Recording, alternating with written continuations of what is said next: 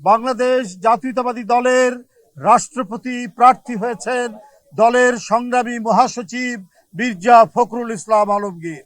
বন্ধুরা আমার, কিছুক্ষণ আগে দলের সম্মানিত চেয়ারম্যান এবং গণপ্রজাতন্ত্রী বাংলাদেশ সরকারের প্রধানমন্ত্রীর সাথে বৈঠকে এই সিদ্ধান্ত গৃহীত হয়েছে, বাংলাদেশ জাতীয়তাবাদী দলের প্রার্থী হয়েছেন মির্জা ফখরুল ইসলাম আলমগীর এবং তিনি প্রার্থী হওয়ার সাথে সাথে বাংলাদেশ জাতীয়তাবাদী দলের মহাসচিব এবং জাতীয় স্থায়ী কমিটির সদস্য পদ থেকে পদত্যাগ করেছেন।